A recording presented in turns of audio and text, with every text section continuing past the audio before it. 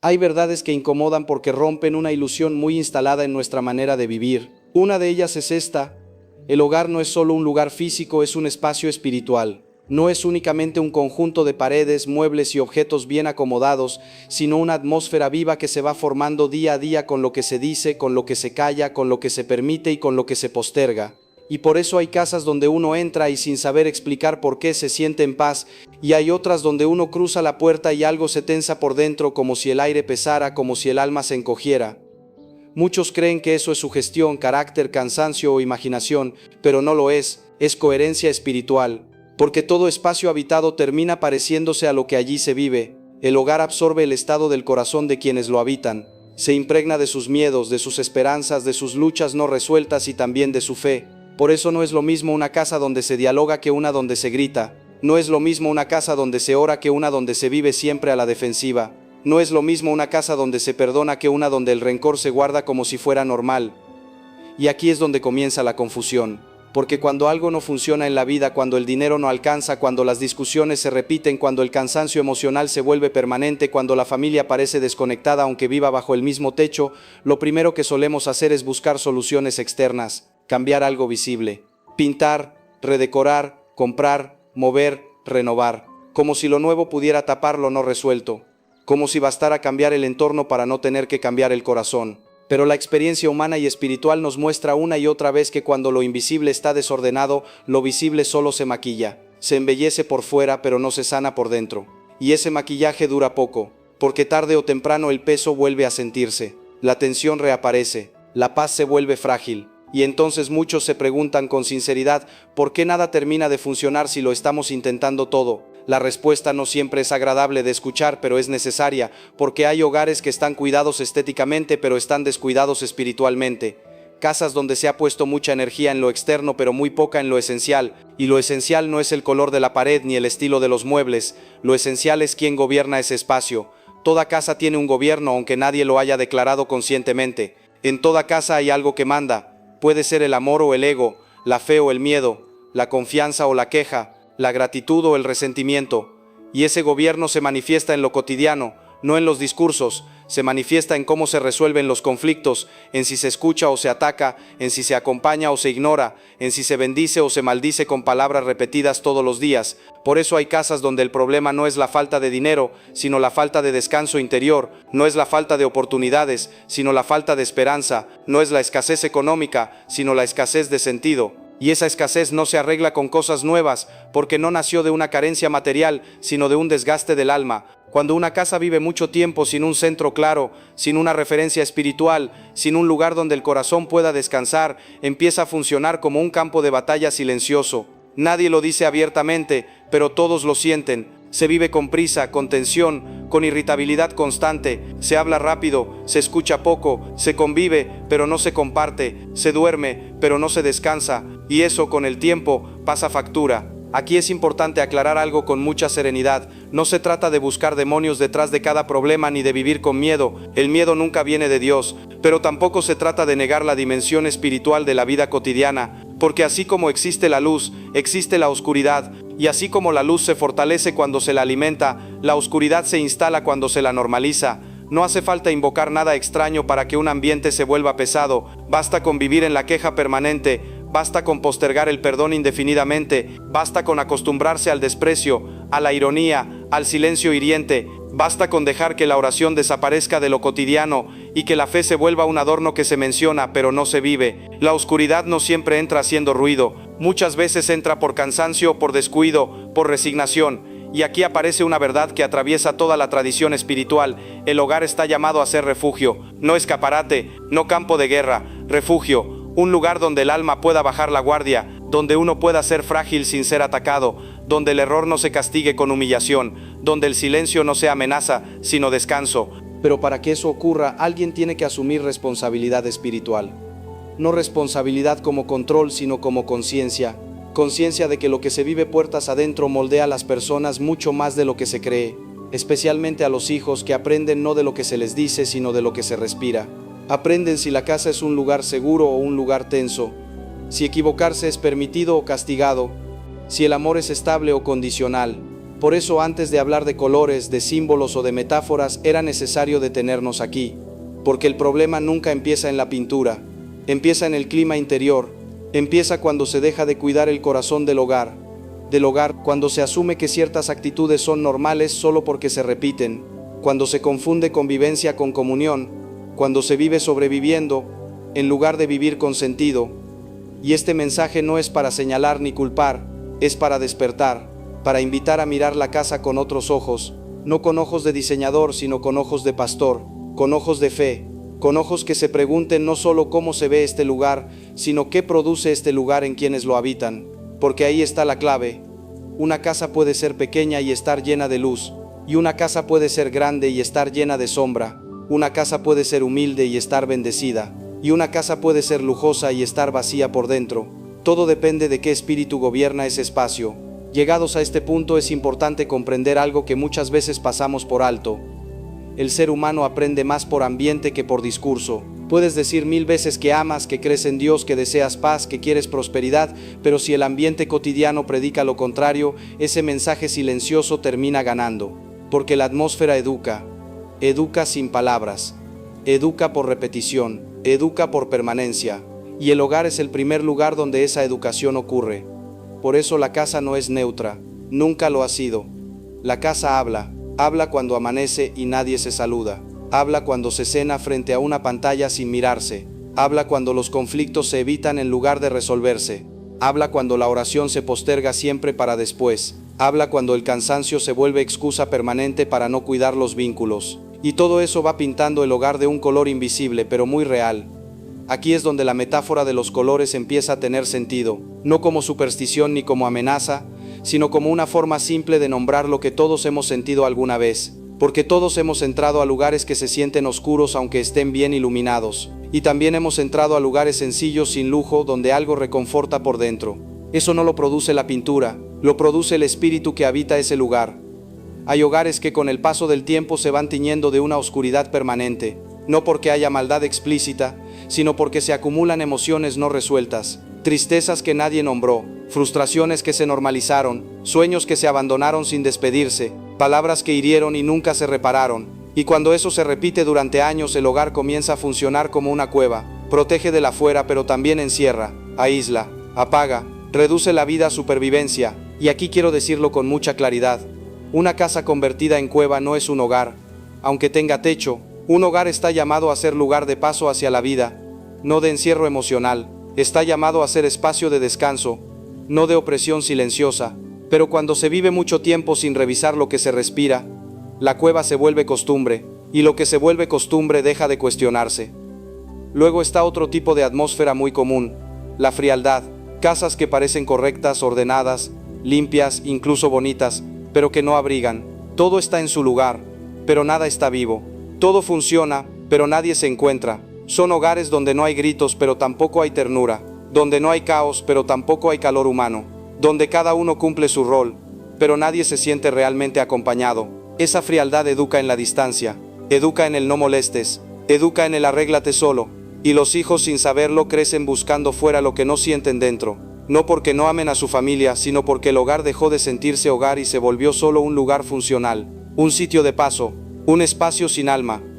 También existen hogares donde lo que domina es el conflicto constante, no necesariamente violencia extrema, sino tensión permanente.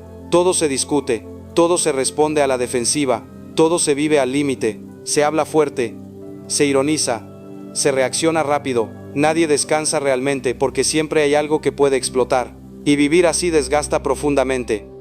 Un hogar en conflicto continuo se convierte en un campo minado emocional. Nunca sabes cuándo una palabra va a detonar una pelea. Nunca sabes cuándo un comentario va a ser malinterpretado. Y eso hace que las personas se cierren, se protejan, se endurezcan. Con el tiempo el alma se vuelve rígida. Y cuando el alma se rigidiza, la vida también se estanca. Porque aquí hay una verdad que no se suele decir: la escasez no siempre comienza en el bolsillo.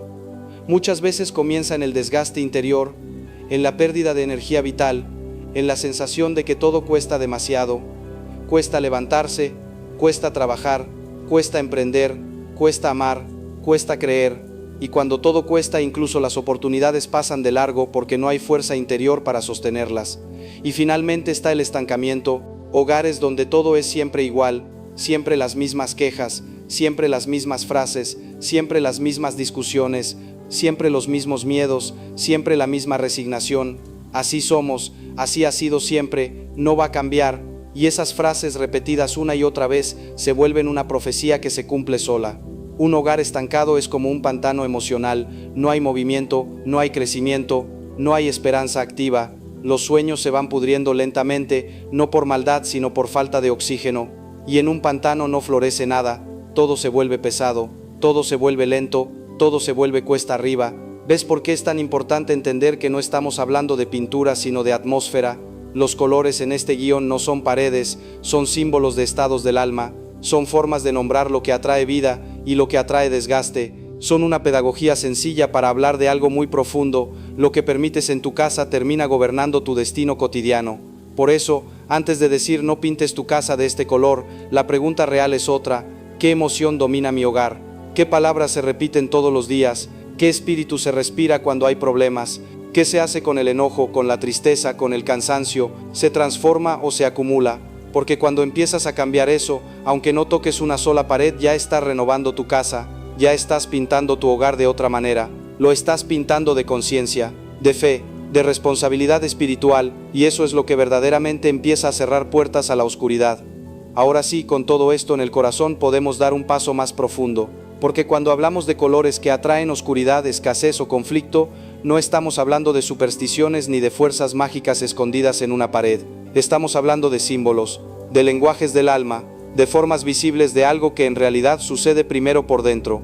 El color es solo una excusa pedagógica para hablar de lo que se instala cuando dejamos que ciertas actitudes, emociones y dinámicas se vuelvan permanentes en nuestra vida cotidiana. Y aquí quiero que me escuches con atención, porque esto es clave. El problema no es que un color exista, el problema es cuando un solo color domina todo, cuando una sola emoción gobierna la casa, cuando una sola forma de reaccionar se vuelve norma, cuando una sola narrativa se repite hasta convertirse en identidad. Eso es lo peligroso, porque la vida necesita equilibrio, necesita contraste, necesita respiración, y cuando eso se pierde, la casa se vuelve un lugar espiritualmente desequilibrado. Hay hogares que sin darse cuenta se han pintado de oscuridad permanente, no una oscuridad dramática, sino una oscuridad silenciosa, una oscuridad que se parece más al apagamiento que al caos. Casas donde la luz entra poco, donde las ventanas casi siempre están cerradas, donde el aire parece detenido. Y no hablo solo de lo físico, hablo de casas donde no se habla de sueños, donde no se celebra nada, donde todo se vive desde el cansancio, donde la frase más común es «ya que más da». Esa oscuridad no grita pero pesa, no golpea pero cansa. Y cuando una casa vive demasiado tiempo así, empieza a formar personas que viven con el freno puesto, personas que no se atreven a intentar, que no confían, que no esperan mucho de la vida porque aprendieron, sin que nadie se los dijera, que esperar duele. Y esa expectativa baja es una de las formas más profundas de escasez. Luego está la frialdad, ese otro color espiritual que se disfraza de orden, de corrección, de pulcritud, casas donde todo está en regla, pero nada está vivo, donde se valora más que no haya problemas que haya vínculos, donde el silencio no es paz, sino distancia, donde cada uno está en su mundo y eso se llama respeto, cuando en realidad es desconexión. La frialdad educa en la autosuficiencia emocional, enseña a no pedir ayuda, a no expresar demasiado, a no incomodar, y eso con el tiempo forma corazones que no saben recibir ni dar. Y cuando una persona no sabe recibir, tampoco sabe sostener la abundancia cuando llega. Porque la abundancia no solo se trata de tener, se trata de permitir que lo bueno permanezca. También está el color del conflicto constante. Ese ambiente donde todo se vive al límite, donde se habla rápido, se responde fuerte y se reacciona antes de pensar, donde la ironía se vuelve lenguaje habitual y el sarcasmo se confunde con humor, donde siempre hay tensión, aunque no siempre haya gritos. Y vivir así es vivir en estado de alerta permanente. Un hogar en alerta no descansa, y un hogar que no descansa no prospera, porque la prosperidad necesita estabilidad interior, necesita espacios donde el cuerpo y el alma puedan bajar la guardia, donde uno pueda ser vulnerable sin miedo a ser atacado. Cuando eso no existe, la vida se vuelve un campo de batalla, y nadie florece en una guerra permanente. Hay hogares que se pintan del color del estancamiento. No pasa nada terrible, pero tampoco pasa nada nuevo. Todo sigue igual año tras año. Las mismas conversaciones, las mismas quejas, los mismos temores, las mismas excusas. Así somos, así ha sido siempre, no se puede cambiar. Y esas frases dichas con resignación van cerrando puertas por dentro. El estancamiento es peligroso porque no duele de inmediato. Se siente cómodo al principio, da una falsa sensación de seguridad, pero lentamente va apagando la iniciativa, la creatividad, la esperanza. Y cuando la esperanza se apaga, la vida se reduce a sobrevivir. Y sobrevivir no es vivir, es aguantar. Por eso insisto tanto en esto, no estamos hablando de pintura, estamos hablando de atmósfera, de clima espiritual, de aquello que se respira todos los días sin que nadie lo nombre. Porque la atmósfera no se impone de golpe, se construye por acumulación, por lo que se permite una vez y luego otra hasta que se vuelve normal. Es así como nos damos cuenta que lo que permites te gobierna. Si permites la queja constante, la queja gobierna. Si permites el desprecio disfrazado de broma, el desprecio gobierna. Si permites el silencio resentido, el resentimiento gobierna. Y cuando eso gobierna, no hay prosperidad que se sostenga. Por eso, antes de preguntarte qué color no pintar, pregúntate qué estás permitiendo sin darte cuenta. ¿Qué emoción domina tus días? ¿Qué palabras se repiten en tu casa? ¿Qué clima se instala cuando hay un problema? Porque ahí es donde realmente se decide si un hogar atrae vida o la drena lentamente. Algo muy importante es que esto no se cambia de un día para otro, pero sí se empieza a cambiar con una decisión clara, con conciencia, con humildad, con la disposición de decir hasta aquí. Porque cuando alguien decide cambiar la atmósfera, aunque los demás todavía no cambien, algo empieza a moverse. La luz siempre empieza por un punto. Llegados a este punto, es necesario decir algo con absoluta claridad. Aunque a algunos les incomode, la restauración de un hogar no comienza moviendo muebles ni cambiando paredes, comienza moviendo el corazón. Porque no hay color, objeto o ajuste externo que pueda corregir lo que internamente sigue roto. Pero cuando el corazón se ordena, todo lo demás empieza a alinearse casi sin esfuerzo. Esta es una ley espiritual que se cumple una y otra vez, aunque el mundo intente negarla. Toda casa necesita un centro, todo hogar necesita un eje. Algo o alguien desde donde se toman las decisiones, desde donde se interpreta la realidad, desde donde se responde a los conflictos.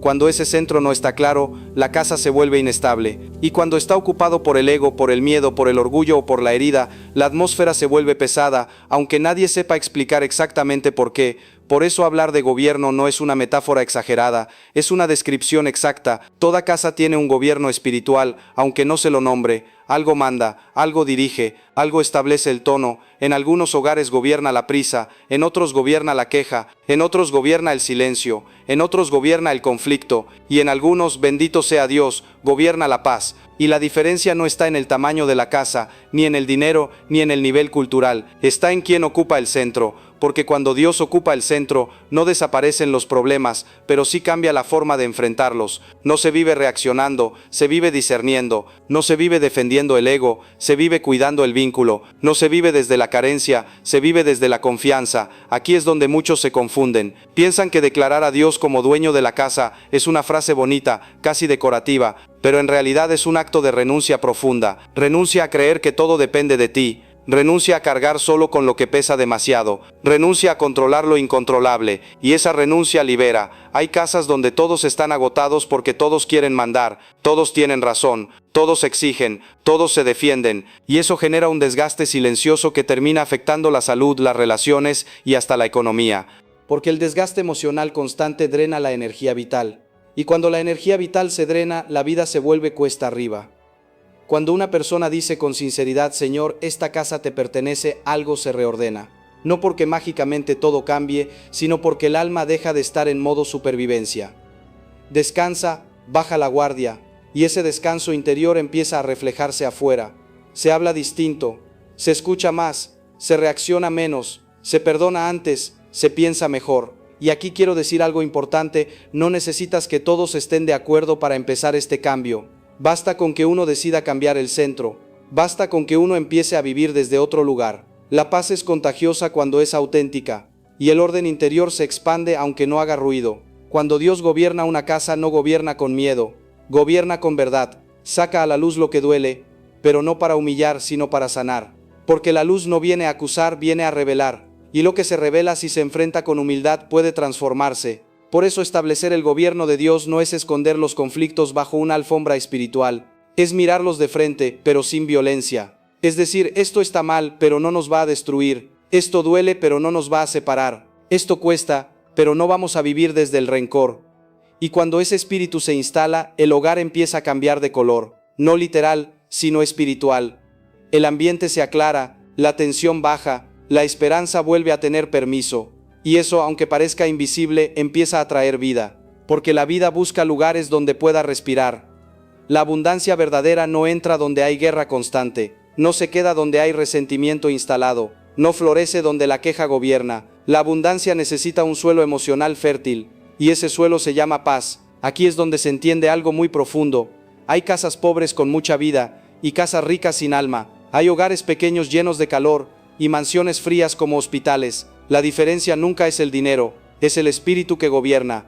Por eso, antes de hablar de colores, de símbolos o de ajustes prácticos, era imprescindible hablar de esto, porque si el centro no está claro, todo lo demás se desordena tarde o temprano. Pero cuando el centro es firme, incluso lo imperfecto encuentra equilibrio. Una vez que el centro del hogar empieza a ordenarse, una vez que el gobierno espiritual se vuelve claro y no ambiguo, ocurre algo que muchas personas no esperan. La casa comienza a hablar, y no hablo de voces ni de cosas extrañas, hablo de lo que se transmite sin palabras. Porque los hogares predican todos los días, predican cuando nadie se da cuenta, predican con silencios, con gestos, con rutinas, con hábitos repetidos una y otra vez, y esa predicación silenciosa termina formando el alma de quienes viven allí.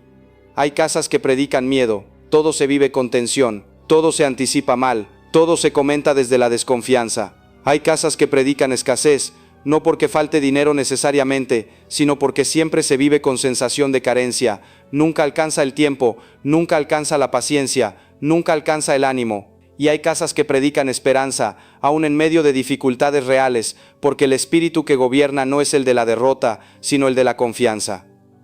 Aquí es donde entramos de lleno en la analogía que venimos preparando desde el inicio. Cuando hablamos de colores que atraen oscuridad o atraen escasez, no estamos hablando de pintura como superstición, estamos hablando de atmósferas que se vuelven dominantes. Porque un color cuando invade todo no solo decora, comunica. Y lo mismo pasa con las emociones, con las palabras, con los climas emocionales sostenidos. Hay hogares que viven pintados de oscuridad emocional permanente, no porque las paredes sean negras, sino porque las ventanas están siempre cerradas, porque la luz natural casi no entra, porque se vive encerrado en rutinas asfixiantes, porque se habla poco y cuando se habla mal, porque el aire está cargado de reproches no dichos, de tensiones acumuladas, de silencios que no descansan. Esa casa se va convirtiendo lentamente en una cueva.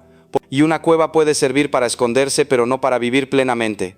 La oscuridad que más daña no es la que se ve, es la que se normaliza. Cuando se normaliza el mal humor, cuando se normaliza el trato brusco, cuando se normaliza la indiferencia, cuando se normaliza vivir cada uno en su mundo sin mirarse a los ojos, eso va apagando la vida interior. Y cuando la vida interior se apaga, todo empieza a costar más. Luego está la frialdad. Casas aparentemente impecables, ordenadas, silenciosas, pero sin calor humano. Todo correcto, todo limpio, todo en su lugar, pero nadie se abraza, nadie se escucha de verdad, nadie se siente en casa, los hijos buscan excusas para no volver. Los adultos viven ocupados para no sentir, y el hogar se convierte en un espacio funcional pero no vital. Eso educa en la desconexión, educa en la distancia emocional, educa en la idea de que el vínculo es accesorio, y eso con el tiempo genera pobreza afectiva, que luego se traduce en inseguridad, en ansiedad y en decisiones mal tomadas. También está el ambiente de conflicto constante, hogares donde todo se vive al rojo vivo, donde se habla fuerte como si fuera normal, donde se responde con ironía como si fuera humor, donde siempre hay una discusión latente aunque no se esté hablando de nada importante. Eso desgasta profundamente, porque vivir a la defensiva agota, vivir reaccionando agota, vivir siempre preparado para el conflicto consume una cantidad enorme de energía interior. Y cuando esa energía se consume en peleas, en tensiones, en resentimientos, ya no queda fuerza para crear, para emprender, para proyectar, para soñar. Por eso muchas veces la escasez económica no es la causa del conflicto, sino la consecuencia. El alma cansada no produce fruto. El corazón agotado no sostiene procesos largos. La vida se vuelve supervivencia. Luego está el estancamiento. Casas donde nada cambia, donde todo es siempre así. Las mismas quejas, los mismos miedos, las mismas historias repetidas, hogares que se convierten en pantanos emocionales. No hay movimiento, no hay renovación, no hay crecimiento, solo repetición. Y donde no hay movimiento, la vida se pudre lentamente, se pudren las ganas, se pudren los sueños, se pudren las oportunidades, no porque Dios no quiera bendecir, sino porque no hay espacio interior para recibir algo nuevo. ¿Ves por qué esto no es pintura? Es atmósfera, es espíritu, es lo que se permite día tras día, porque lo que se permite gobierna, y lo que gobierna forma destino. Por eso, antes de preguntarte qué color evitar, la pregunta correcta es otra: ¿qué emoción domina mi casa? ¿Qué palabras se repiten? ¿Qué clima se respira al final del día? ¿Aquí se descansa o aquí se sobrevive? ¿Aquí se sana o aquí se acumula dolor? Pero déjame decirte que cuando una persona empieza a cambiar esto conscientemente, aunque no toque una sola pared, ya está repintando su hogar. Cada vez que eliges hablar con respeto en lugar de gritar, estás cambiando el color. Cada vez que eliges escuchar en lugar de atacar, estás cambiando el color. Cada vez que eliges perdonar en lugar de cobrar, estás cambiando el color. Cada vez que eliges orar en lugar de quejarte, estás cambiando el color. La casa empieza a llenarse de otra luz, una luz que no se compra, una luz que no se decora, una luz que se vive. Desde este punto de madurez espiritual, que en la siguiente parte vamos a entrar de lleno en qué hacer de manera concreta, cotidiana y sostenida para cerrar puertas a la oscuridad y abrir caminos reales de abundancia. No abundancia superficial, sino abundancia que permanece.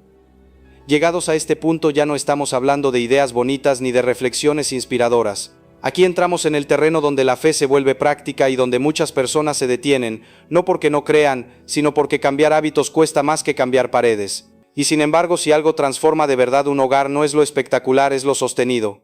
No es el gran gesto aislado, es la decisión diaria de vivir de otra manera. Por eso ahora sí vamos a hablar de qué hacer desde hoy para que tu casa deje de ser un lugar donde la oscuridad se siente cómoda y empiece a convertirse en un espacio donde la luz se queda. Y quiero decirlo con claridad desde el inicio, no se trata de hacerlo todo perfecto, se trata de hacerlo consciente.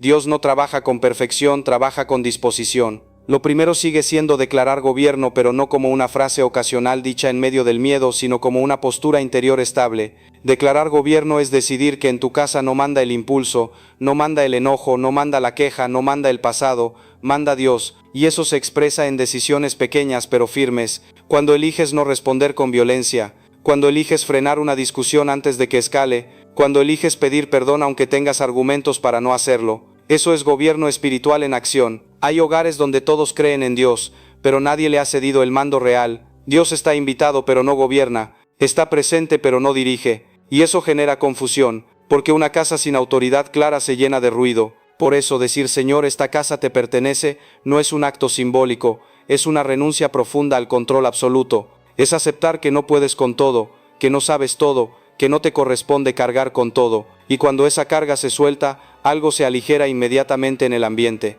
Lo segundo es limpiar el lenguaje del hogar, y aquí quiero detenerme más porque este punto es decisivo. Las palabras no son neutrales. Las palabras crean climas. Hay frases que se repiten como si fueran inofensivas, pero que funcionan como decretos silenciosos. Nunca alcanza, siempre es lo mismo. Aquí nadie cambia, así somos. La vida es dura. Eso va pintando las paredes invisibles del alma con resignación, con miedo, con derrota anticipada. Limpiar el lenguaje no es negar la realidad, es elegir desde dónde la enfrentas. No es mentir, es bendecir. No es fingir, es confiar. Cambiar el lenguaje es un acto de valentía espiritual porque obliga a vigilar lo que dices cuando estás cansado, cuando estás frustrado, cuando estás herido. Y sí, al principio cuesta, pero poco a poco el ambiente responde. La casa se vuelve menos pesada. Las conversaciones se vuelven más humanas, la tensión baja.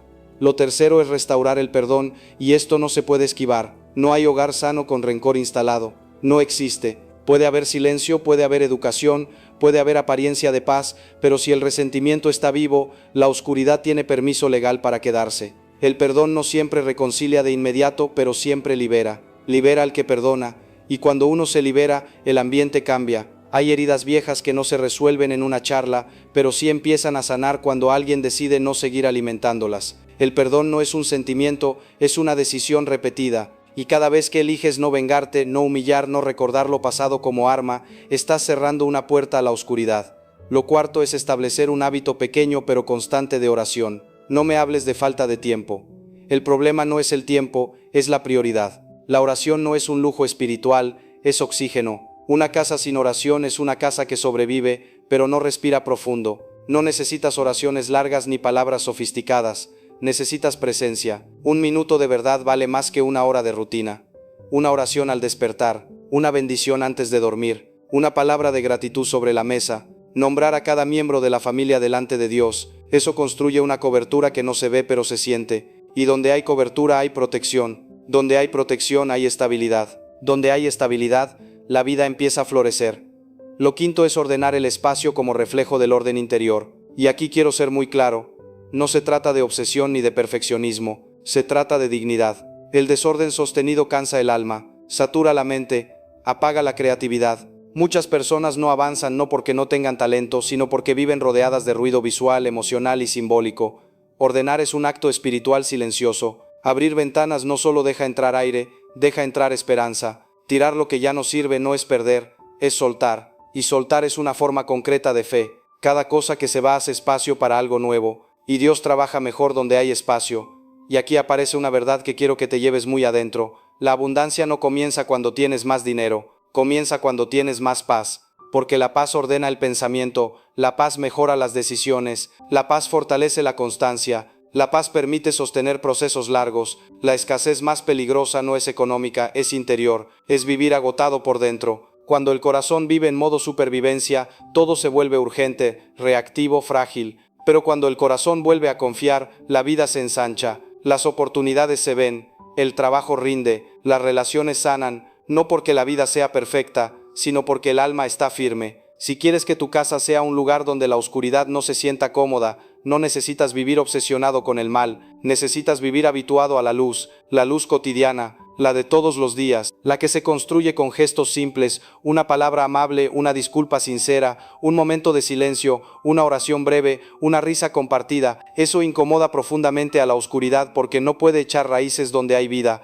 No esperes a que todo esté perfecto para empezar. No esperes la casa ideal, la familia ideal, la situación ideal. Empieza hoy con lo que hay. Dios no bendice escenarios ideales, bendice corazones disponibles. Y cuando el corazón se ordena, la casa lo sigue. Llegamos entonces a un punto decisivo, uno que muchas veces se omite porque no es tan atractivo como hablar de cambios visibles, pero que es absolutamente determinante: cómo sostener en el tiempo lo que ya empezaste a transformar, porque hay hogares que tienen momentos de luz pero no logran estabilidad, hay casas que viven picos de fe, pero luego vuelven al mismo clima de tensión, cansancio y resignación, y no porque Dios se haya ido, sino porque nadie aprendió a cuidar lo que Él empezó a hacer. La luz no solo se enciende, la luz se protege, y aquí es donde entra la madurez espiritual del hogar.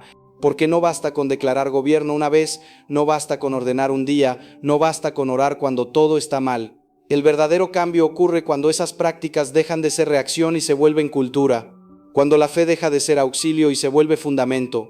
Lo primero que necesitas entender para sostener un hogar en paz es esto: la paz no es ausencia de problemas, es presencia de sentido. Los conflictos no desaparecen mágicamente porque ores más, las dificultades no se evaporan porque ordenes mejor tu casa.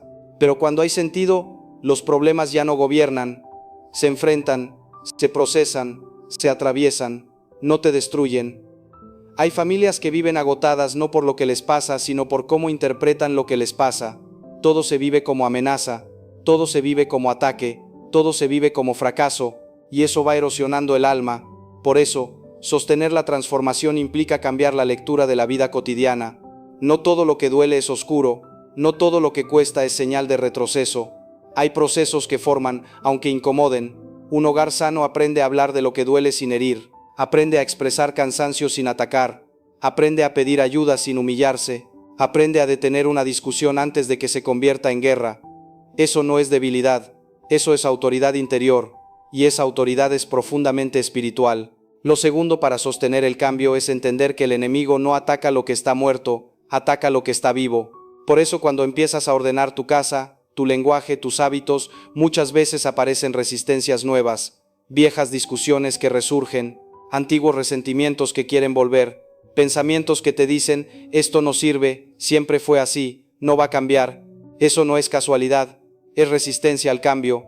Aquí es donde muchos se rinden, creyendo que todo fue ilusión.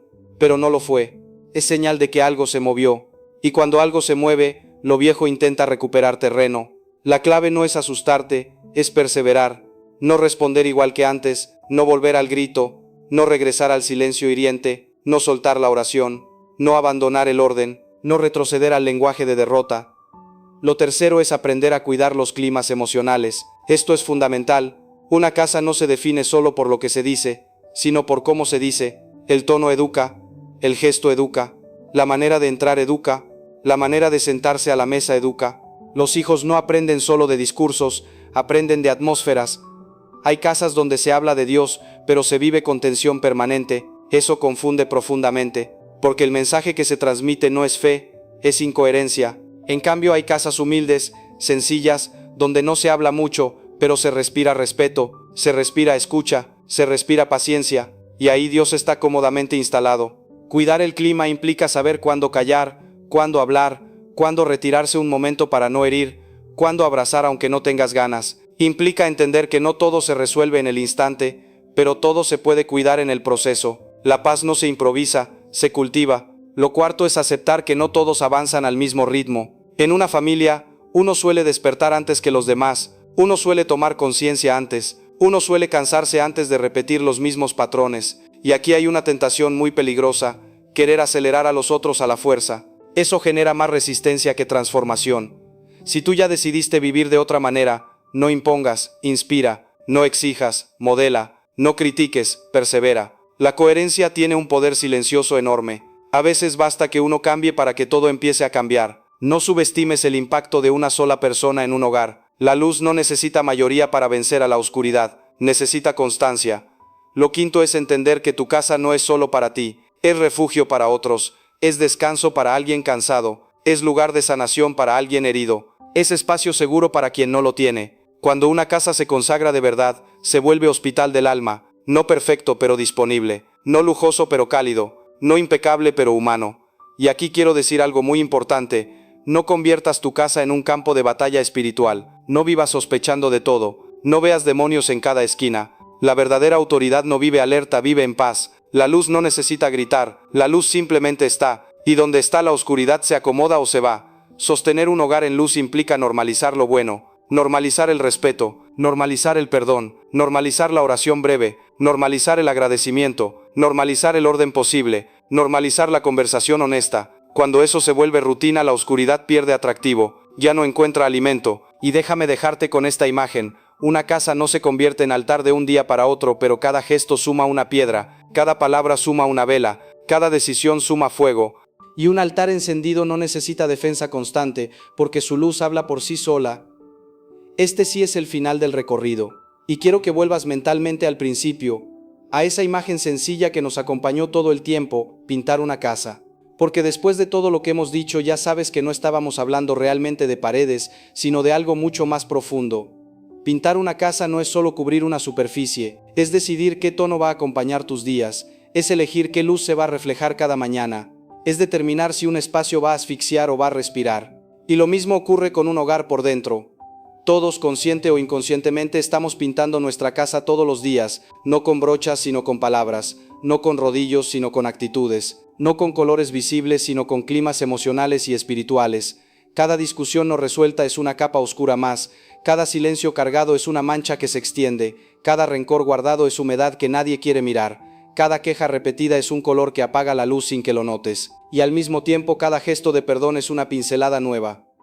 Cada oración sencilla es una mano de pintura que aclara el ambiente, cada palabra de bendición es un tono que devuelve amplitud, cada acto de amor cotidiano es una ventana que se vuelve a abrir. Por eso te lo digo con claridad: no existe casa neutral. O se está oscureciendo, o se está renovando, o se está cargando de sombras, o se está repintando con esperanza. El problema es que muchos viven años dentro de un color que ya los cansó, que ya los entristeció, que ya los volvió rígidos, y creen que eso es normal, pero no lo es, solo se volvió costumbre. Tal vez hoy descubres que tu casa no necesita una pintura nueva en las paredes, sino un cambio de paleta interior. Tal vez necesitas dejar de usar el color del miedo, del control, del grito, de la ironía, del cansancio acumulado. Tal vez Dios te está invitando a elegir otros tonos: el de la paciencia, el del respeto, el del silencio sano, el de la fe que no grita pero sostiene.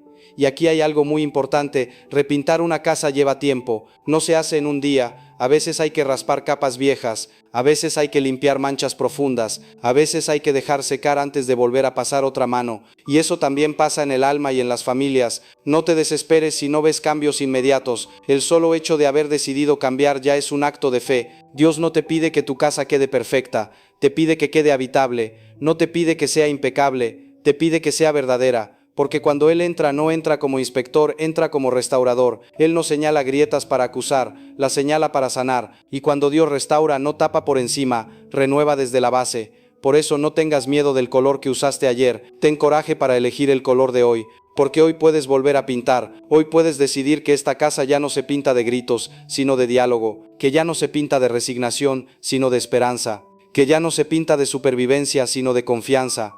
Y cuando Cristo gobierna la casa ocurre algo maravilloso, incluso los colores simples se vuelven hermosos, incluso lo humilde se vuelve cálido, incluso lo pequeño se vuelve abundante, porque la verdadera pintura que atrae bendición es una vida rendida a Dios. Así que termina este mensaje con esta imagen grabada en el corazón.